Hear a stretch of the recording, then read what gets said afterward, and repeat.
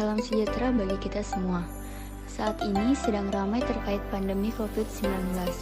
Oleh karena itu, kami akan berbagi sedikit mengenai langkah mengatasi stres akademik pada pelajar selama pandemi ini. Virus corona pertama kali menyebar di Wuhan, Tiongkok pada Desember 2019 dan mulai masuk ke Indonesia pada awal Maret. Virus corona adalah virus yang menyerang sistem pernafasan. Penyakit karena infeksi virus ini disebut juga sebagai COVID-19.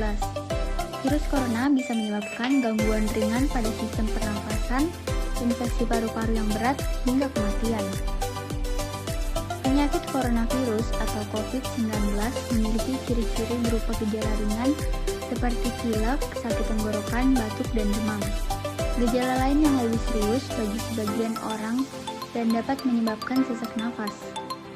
Jadi, dampak yang ditimbulkan dari pandemi corona ini adalah terganggunya aktivitas sehari-hari yang biasanya dilakukan di luar rumah, karena pemerintah harus menetapkan social distancing dan PSBB, sehingga kegiatan sehari-hari harus dilakukan di rumah. Seperti kegiatan perkantoran maupun kegiatan belajar mengajar bagi siswa maupun mahasiswa. Dan dari hasil survei kami, menunjukkan adanya stres akademik yang muncul selama menjalani kelas online, sehingga bagi siswa dan mahasiswa yang melaksanakan kelas online ini mengalami tekanan stres ketika dia melaksanakan kegiatan tersebut. Stres akademik.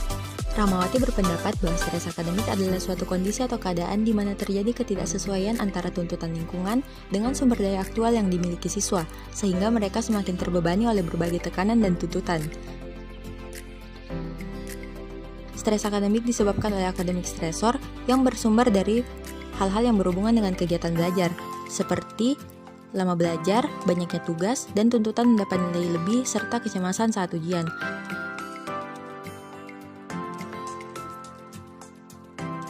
Ada dua faktor yang mempengaruhi stres akademik. Yang pertama, faktor internal, yaitu pola pikir, kepribadian, dan keyakinan. Stres akademik timbul ketika individu merasa tidak mampu mengatasi tuntutan belajar.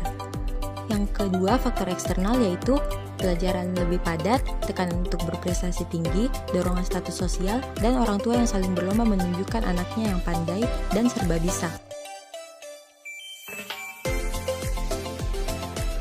Stres akademik memiliki gejala-gejala sebagai berikut. Yang pertama, gejala emosional. Gejala emosional ditandai dengan gelisah atau cemas, sedih atau depresi, dan merasa dirinya tidak mampu untuk melaksanakan tuntutan dari akademik. Selanjutnya, gejala fisik seperti sakit kepala, tidur tidak teratur, jantung berdebar-debar, dan perubahan pada pola makan. Selanjutnya, gejala perilaku seperti dahi berkerut, tindakan yang agresif, dan kecenderungan untuk menyendiri. Adapun respon terhadap stres akademik terdiri dari pemikiran, perilaku, reaksi tubuh, dan perasaan. Pemikiran seperti kehilangan rasa percaya diri dan takut gagal, perilaku seperti menarik diri dan menggunakan obat-obatan, reaksi tubuh seperti telapak tangan yang berkeringat, dan yang terakhir perasaan seperti cemas dan mudah merasa takut.